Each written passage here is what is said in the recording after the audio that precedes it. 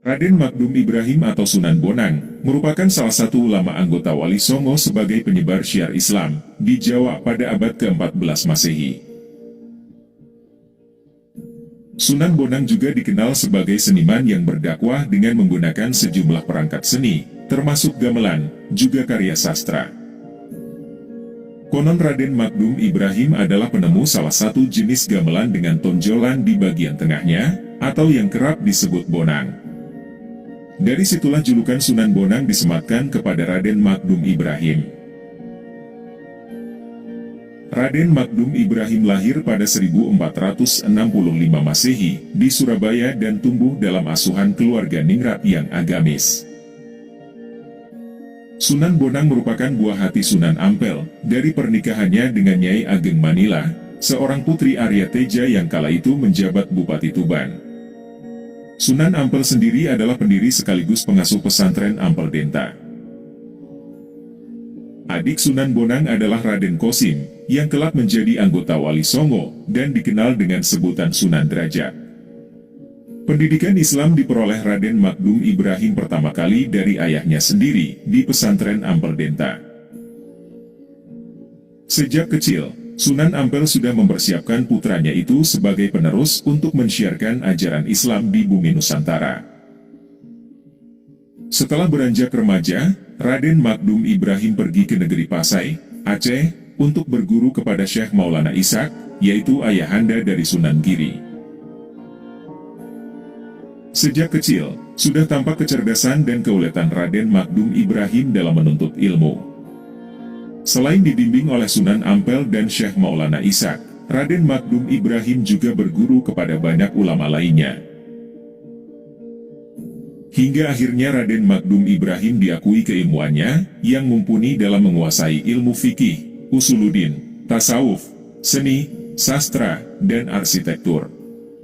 Sunan Bonang merupakan salah satu tokoh Wali Songo yang menguasai segudang disiplin ilmu, tidak terkecuali ilmu kanuragan. Sejumlah riwayat menyebutkan bahwa dirinya menggunakan kesaktian itu untuk berdakwah menyebarkan ajaran Islam. Sunan Bonang yang sakti dan dikdaya itu mengawali dakwahnya di pedalaman Kediri, yang kala itu menganut ajaran lokal. Lalu melanjutkan perjalanan dakwah tersebut sampai ke daerah Lasem, Rembang, Jawa Tengah, dan berlabuh di Tuban, Jawa Timur. Sunan Bonang lahir dengan nama kecil Magdum Ibrahim, sebagaimana yang dijelaskan di dalam isi buku Atlas Wali Songo. Kesaktian Sunan Bonang didukung oleh kedekatannya dengan Tuhan. Hal itu tercermin dari pengetahuannya yang dalam mengenai ilmu tasawuf. Naskah Primbon Bonang yang diyakini adalah tulisan Sunan Bonang, memuat ajaran esoteris doktrin dan ajaran inti tasawuf yang mendalam. Dalam tradisi Islam, kesaktian tersebut merupakan karomah yang didapat oleh orang pilihan yang punya kedekatan khusus dengan Tuhan.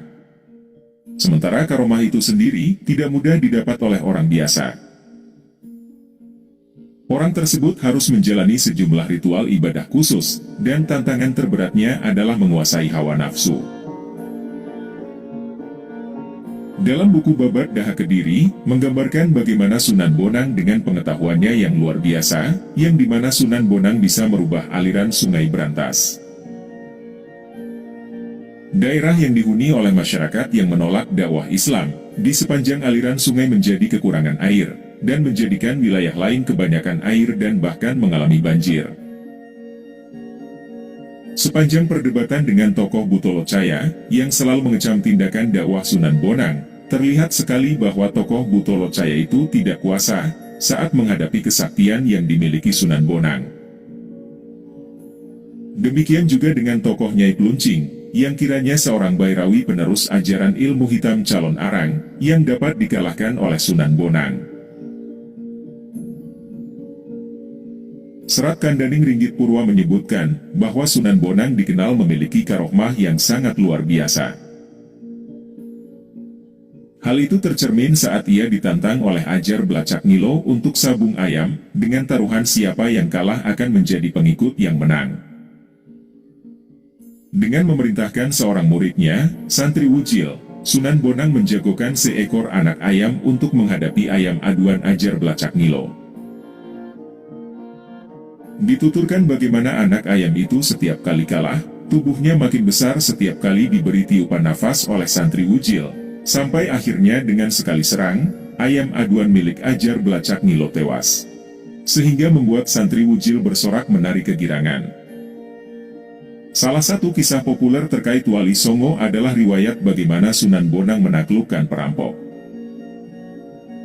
Yang dimana saat itu Raden Said yang kondang dengan julukan Brandal Lokajaya menghadang Sunan Bonang, yang tujuan awalnya tidak lain ingin merampok Sunan Bonang. Setelah melihat kedalaman ilmu agama dan kearifan Sunan Bonang, muncul keinginan dalam diri Raden Syahid untuk berguru padanya. Dari Sunan Bonang, dia belajar bahwa kebenaran yang hakiki adalah kebenaran yang dijalankan dengan benar, dan membawa kebaikan kepada siapapun.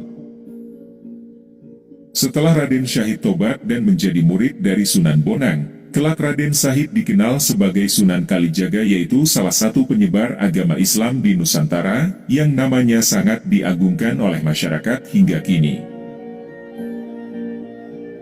Itulah beberapa kisah kesaktian atau karohmah Sunan Bonang yang dapat admin ceritakan, dan semoga bisa menambah wawasan untuk kalian semua.